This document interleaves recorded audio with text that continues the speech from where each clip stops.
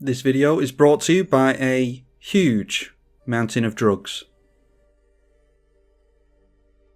Lord of the Nazgul versus the Haunt of Hightower, Lazav, and Sliver Gravemother. 2 lands or 3 lands with a Wayfarer's Bauble is good, so we'll keep. Can refill our hand with Demonic Tutor into a wheel maybe. Turn 1 Bloodchief Ascension for our opponent, who is a Legacy of Kain fan, Raziel Sarafan. That is a series that is long overdue for a reboot. Signing Blood, targeting himself over there. I don't know what this red banner is. That must be the new targeting thing on Magic Online. Alright, draw into Rapid Hybridization. We obviously decided to go a bit slower and get down a tap land there, so... oh, actually I should have got down another tap land with the Wooded Foothills there. Oh well. Can hold up the Rapid Hybridization against an opponent's creature. Doubt they'll play anything that we're that worried about. Now a Realm Breaker from the Mono Black player. Alright, so getting to another untapped land. We've got a chance to go for the Wayfarer's Bauble now, so we'll just do it here. And we've got a bunch of blue in hand, so we'll just take an island. And the Wooded Foothills can be a tap land this time. Actually, Wooded Foothills, why the hell is that in here? Well, I've never done that before. Of all the fetches that I put fetches and jewels in all my decks, and I've never ever done that before. So we lost a land drop there, effectively. Once we get down the Urborg, that'll be able to tap down for mana at least. A Felwar Stone.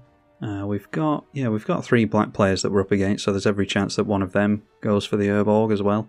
We've seen Maddening Cacophony from our opponents, so each opponent mills 8 cards. Obviously it wasn't kicked, and that allows, for some reanimation here, they managed to get the Hullbreaker Horror of all things, and then following that up with a Mana Crypt, so that's a free spell into a Hullbreaker Horror, and targeting the Realm Breaker with that.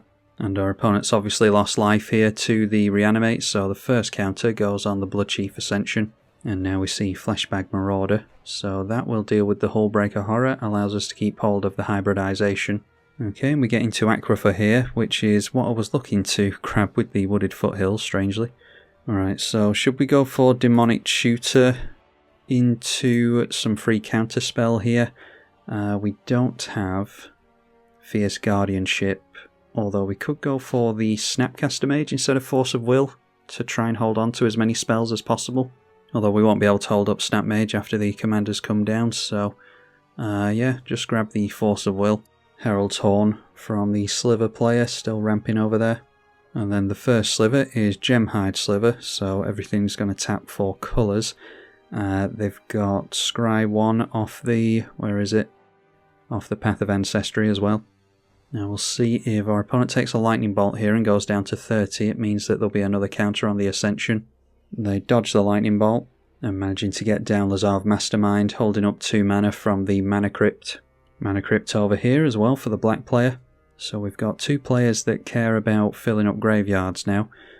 Not getting down the commander, instead it is the Realm Breaker.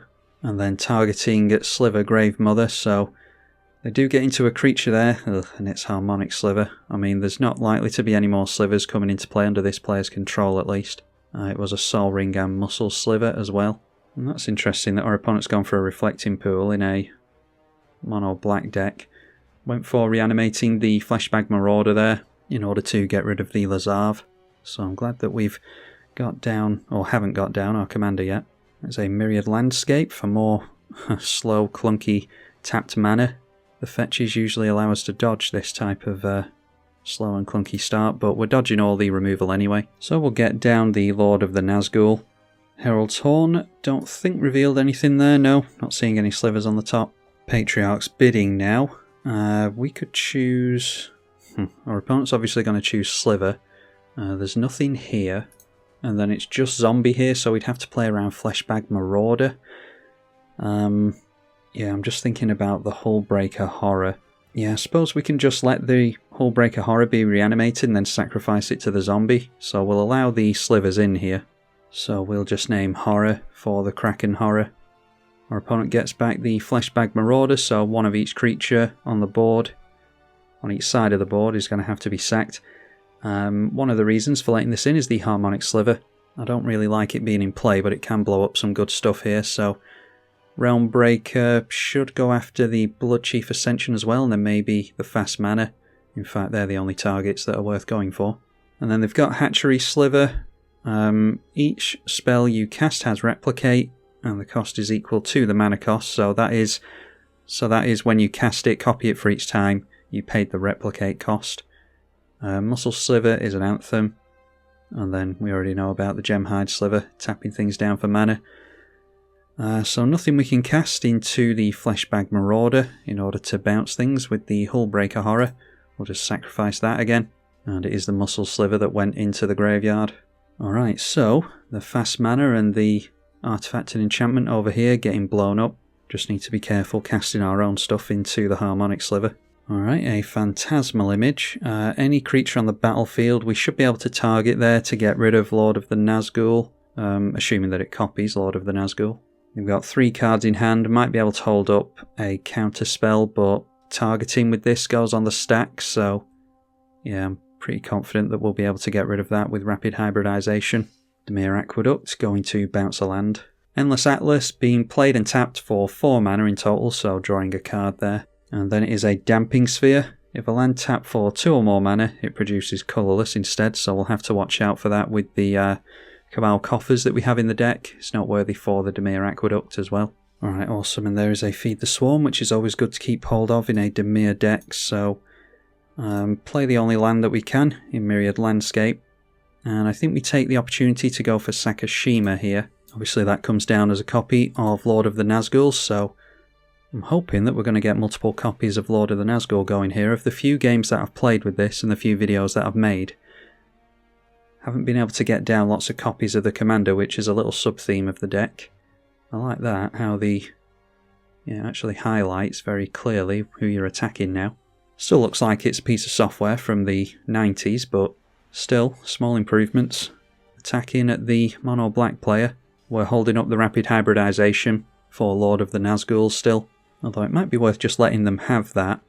I'm not sure if we care about them having lots of Wraiths in play. I don't think they'll be able to get lots of Wraiths in play, because they haven't built their deck around the Lord of the Nazgul, obviously. They'll probably just use the 3/3 Wraiths as chump blockers. Still not seeing anything from the Herald's Horn, so yeah, I really don't think much of this card. A lot of people play it in their tribal decks, and I mean, what, do you ever get like 1 card from it? Maybe 2. I just don't feel as though it's worth it personally. Now a Synapse Sliver. When it deals combat damage to a player, or when a Sliver deals combat damage to a player, you can draw. And they're replicating here, so they'll draw 2 cards every time a Sliver deals combat damage. Scry 1 as well. Alright, and that has this player scoop it up, and then that causes a cascade, so the Dimir player scooping as well. Probably all off the back of the Harmonic Sliver. There's certain decks that just need artifacts in play to ramp. Glad I didn't use my Rapid Hybridization now. Hang on, they're not saying no to... This is a May ability, isn't it? Whenever it enters the battlefield... Oh no, you have to destroy an artifact or enchantment. Okay, so... yeah, getting punished by the Harmonic Sliver there. I was sure that this was a May ability, but apparently not. So they lose their Herald's Horn and their Felwar Stone, which could mean early scoop soon as well. We've only got 1 card in hand. They can't swing in for double card draw because we've got 3 toughness in the way. So for the first time ever, we've set up the Lord of the Nazgul, 2 of them, and it doesn't look like we're going to get to play around with it. Oh, and I forgot to use the op there in all my rambling. Should have had a couple of Wraiths in play there. Sol Ring is good. Let's play the Sol Ring, makes going for the Myriad Landscape better. And we'll get a couple of swamps into play with the Myriad Landscape, just in case we draw into the Cabal Coffers. It won't be a total waste of a land. Alright, so this isn't the way to play, but surely for the attempt of not having this player scoop, how much damage will we take next turn? 6, 7, 8, 9 and 10. It's a big hit. Yeah, maybe I'll get rid of one of the Synapse Slivers so they don't draw quite too much. But I am going to tap out here and let them swing in towards me. Only dealing 4 commander damage here. Our opponent hasn't taken any life yet, so we shouldn't be quitting this easily. But, I mean, we've seen Magic Online players, haven't we? The problem is we can make a bunch of raids at instant speed as well. And then they won't be able to get any damage through. Whatever, we just have to play it in the way that we think it should be played. So, we could foretell the Raven form actually, couldn't we? So let's foretell. Save ourselves some mana in the long run. So again, we're holding up the rapid hybridization. Probably go for the opt first, so that we can try and keep something in hand for force of will. Alright, well, that's why you don't go easy on your opponent. A Sliver Legion is probably worth a force of will. Let's go for the opt first, like we said. So we get a couple of Nazguls from Lord of the Nazgul, both of them. Obviously each of them triggers once off the opt. So scry 1 and draw off the opt, and Memory Deluge is nice because we should be able to get a decent number of cards off that, so we'll keep it on top and draw into it. And then we can actually let this into play and allow our opponent to swing in and then blow up Sliver Legion in response and get more blockers and take out some of their creatures. So yeah, I don't actually mind playing properly now that we're facing down a Sliver Legion. Would be nice to exile this with the Raven form so that they can't reanimate it with their commander, but this is a sorcery unfortunately, so yeah, we need to get into one of our instant speed exile effects. They managed to blow up our Sol Ring thanks to the Harmonic Sliver. And you would assume that they are going to turn everything in sideways here against us. And they do, excellent. So we'll be able to get rid of the 2 Synapse Slivers at least here. Get rid of the Harmonic and the Gemhide as well, I think. So it's rapid hybridization onto the Sliver Legion to debuff all this stuff. I mean, it might be that they've got a means of protection, but we've got the force of will. I'd rather not get rid of the Memory Deluge, but we will. And next turn we'll actually be able to get enough wraiths into play to win anyway, because we'll be able to cast spells and buff these up to 9/9s. Sliver Legion is successfully dealt with. So do we just want to take the hit for 3 and 3 there? I think that's actually alright, because it's more damage for next turn. Yeah, so we could get rid of a Synapse Sliver, get rid of the token, because that won't be able to be reanimated. We'll have 5, 6, 7, 8, 9 next turn. So yeah, that should still be alright. So one Sliver manages to get through, both the Synapse Slivers resolve here and draw 2 cards. Alright, so there's a Time Spiral. Go for the Memory Deluge first, and that way we get to look at more cards. And I mean, I was going to say that we keep a blue card in hand for the Force of Will just in case we need it, but we've got the Time Spiral now. So we get a couple more Wraith tokens, 5, 6, 7, so only 2 more off getting the 9/9 buff. Alright, so we'll grab the Kindred Discovery just to throw under the Force of Will. And we'll take a Sunken Hollow as a land to play for the turn. So clearing 3 lands off the top there. And we'll cast a Feed the Swarm. It can just go on to the Frog Lizard, we won't take any damage that way, and it gets blockers out of the way. So that makes a couple more Nazgul tokens. And as we can see now, the Nazgul have turned into 9/9s, so go through and see how much damage we can do. Can deal 45 damage to our opponent here, if my 9 times tables is correct. Alright, looks as though our opponent is graciously taking it. Swords to Plowshares or anything like that wouldn't have helped our opponent anyway, a fog or anything, thanks to that tutor for the Force of Will eons ago. Yeah, not a real game, but it's good to revisit the Lord of the Nazgul quickly before Eldraine releases.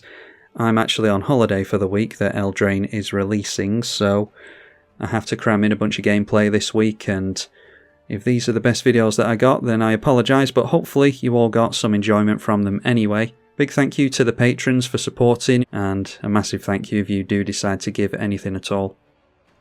I'm Tribal Kai. Thank you for watching.